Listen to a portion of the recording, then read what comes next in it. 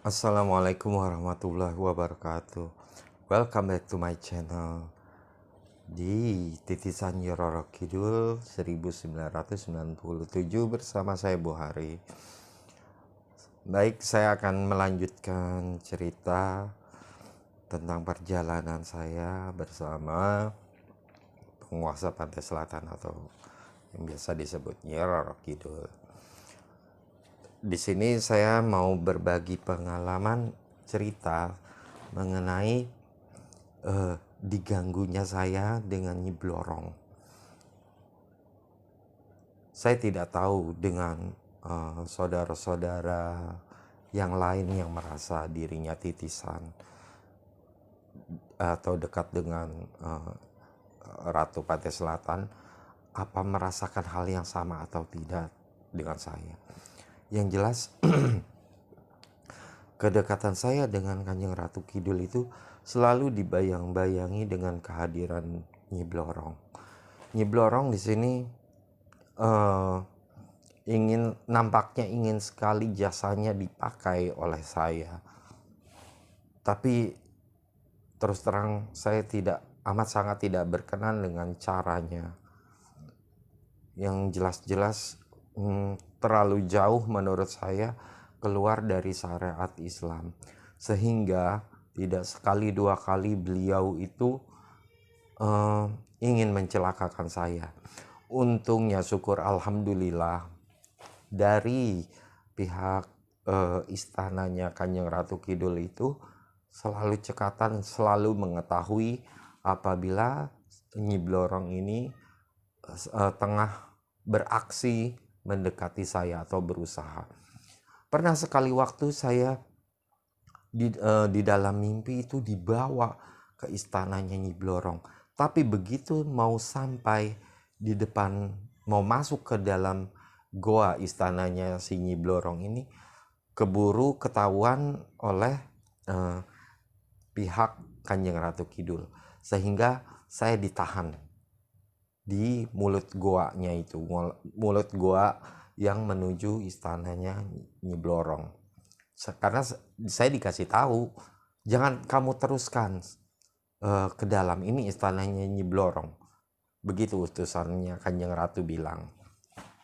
Tapi saya bilang seperti ini, boleh gak saya ngintip sedikit aja gitu.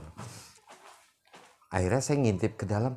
Oh, dalamnya itu goa dan banyak lampu-lampu. Kalau yang tahu delman itu zaman dulu itu ada lampu-lampunya, lampu minyak, tapi apa ya, warna kuning emas gitu. Aku ngeliat, oh seperti ini, ya sudah, aku dibawa pulang kembali. Tidak hanya itu, pernah sekali waktu juga Nyi Blorong hadir lagi kembali di dalam mimpi saya untuk menawarkan diri untuk menangani sesuatu masalah. Lagi-lagi sayanya tidak mau, tidak berkesan. Dan yang terakhir di tahun 2012 ketika saya berada di tengah laut selama 1 minggu di wilayah pantai utara, itu dari langit dia sudah berbentuk seekor naga terbang. Dan lagi-lagi dari pihak istana Pantai Selatan mengejar si Nyi Blorong ini, dan dia lari terus menghilang menjadi asap seperti itu. Karena Nyi Blorong ini tidak sekali dua kali dihukum oleh Kanjeng Ratu Kidul, dan saya diajak dan saya menyaksikan sendiri.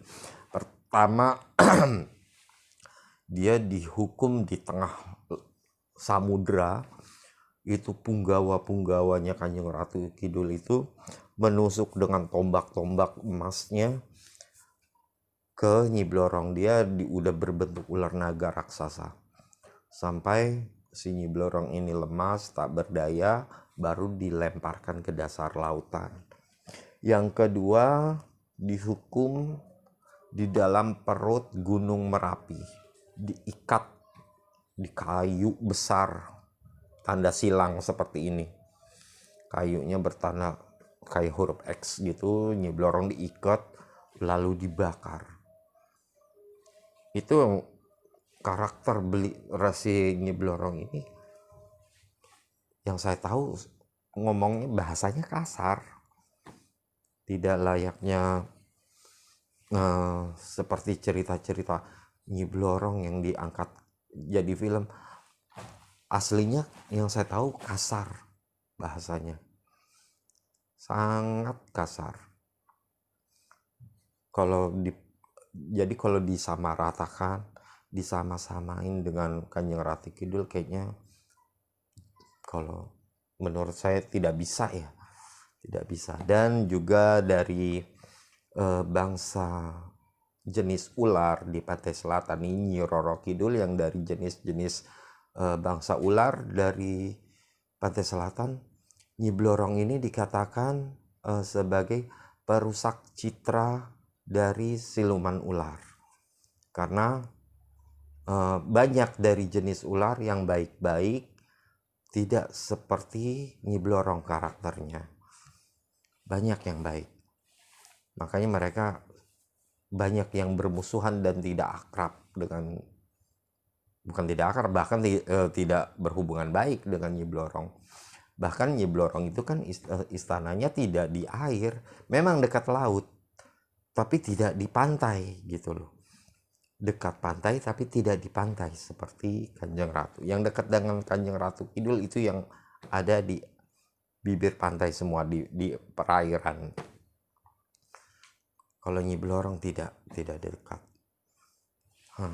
Itulah sekelumit perjalanan saya mengenai diganggunya dengan Nyi Blorong. Mungkin saya minta maaf kalau ada yang merasa pernah dekat dengan Nyi Blorong tapi dia bersikap baik atau apalah. Tapi sesungguhnya pada diri saya itu kebalikannya sama sekali. Dia ya boleh saya bilang seperti iblis lah jahatnya. Sekian dulu dari saya, akan saya sambung lagi dengan video berikutnya. Tolong jangan lupa di like and subscribe. Sekian dulu dari saya. Wassalamualaikum warahmatullahi wabarakatuh.